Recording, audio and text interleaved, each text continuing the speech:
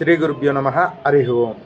ఈరోజు కూడా ఒక మంచి విషయం తెలుసుకుంది. పౌష్మాస పరిష్కారాల్లో ఈరోజు రాహుగ్రహం గురించి తెలుసుకుందాం. రాహు అనగానే మనకి తెలిసేది శిరస్సు. ఆయనకి శిరస్సే ఉంటుంది, మిగతా భాగం ఉండదు అనమాట. మిగతా భాగం కేతువుకు ఉంటుంది అనమాట. అందుకు ఇవి రెండు ఛాయాగ్రహాలు. శనీశ్వరుడు ఎలాంటి ఫలితాన్ని ఇస్తారో వీళ్ళిద్దరు కూడా అలాంటి ఫలితాన్నే ఇస్తారు. కాబట్టి ఈంది మనం రాహుగ్రహాన్ని గురించి ఈరోజు తెలుసుకుందాం. ఈలోపు మీరు ఏం చేస్తారంటే వీడియోని లైక్ చేయండి, అలాగే మా ఛానల్ సబ్స్క్రైబ్ చేసుకోండి. ఎవరికి వీడియో షేర్ చేయాలో వాళ్ళకి షేర్ చేయండి. అలాగే మీరు ఏమనుకుంటున్నారో అది కామెంట్ చేయండి. గ్రహం అనగానే ఈయన మనకి నేత్రాల మీద మనకి పనిచేస్తాడు. అంటే కంటి చూపు మందగించడం, లేదా కంటి చూపు లేకుండా ఉండడం, కొంచెం తగ్గించడం, చత్వారం రావడం, ఇలాంటివన్నీ కూడా ఈయన చేస్తూ ఉంటాడు అనమాట.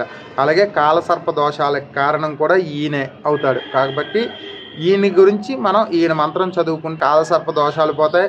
అలాగే ఈయనకి అద్దేవత పిచ్చిదేవతలు కూడా గావు, అలాగే సర్పరాజు. గావు అంటే ఆవు, అలాగే నాగదేవత, వీళ్ళిద్దరూ కూడా. అందుకే కాలసర్ప దోషాలు ఉన్నా సరే మనం రాహుగ్రహ పూజలు చేసుకోవాలి. కాబట్టి ఈ రాహు యొక్క మంత్రం చదువుకుంటే ఈ మాసంలో చాలా విశేషమైన ఫలితం కలుగుతుంది. ఆ రాహుగ్రహ యొక్క మంత్రం తెలుసుకుందాం. అలాగే చూసే చదవండి, చూడకుండా చదవద్దు. స్క్రీన్ మీద ఇస్తాను కాబట్టి చూసి చదవండి, ఇబ్బంది ఏం లేదు. ఓం శ్రీమాత్రే నమః.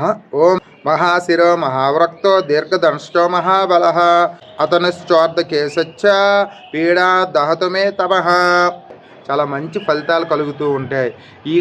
ఈ మాసంలో ఎవరైతే ఆదిత్యాది నవగ్రహ మండపాలకు వెళ్ళి వాటిని పూజిస్తారో, లేకపోతే వాటిని నమస్కారం చేసుకుంటారో, అక్కడ ఏదో ఒక మంత్రం చదువుతారో, శివుడు మంత్రం అయినా పర్లేదు, వాళ్ళందరికీ కూడా వేరంగా అనుగ్రహాలు ఇచ్చి వాళ్ళకి ఆ పీడలు అన్నవి అంటే గ్రహ దోషాలు అన్నవి తగ్గిస్తారనమాట ఈ గ్రహాలన్నీ కూడా.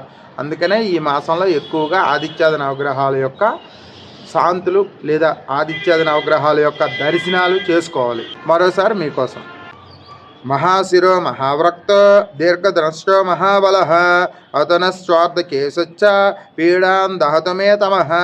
మంత్రం చదువుకుంటే రాహుగ్రహ యొక్క దోషాలన్నీ పోతాయి. అలాగే కాలసర్ప దోషాలు కూడా తొలుగుతాయి. అలాగే ప్రతి ఒక్క గ్రహానికి కూడా ఒక రోజు ఉంటుంది. అలాగే ఈ నవగ్రహాల్లో రాహుకి, కేతువుకి, అదేవిధంగా శనీశ్వరుడికి శనివారం ప్రీతికరమైనది.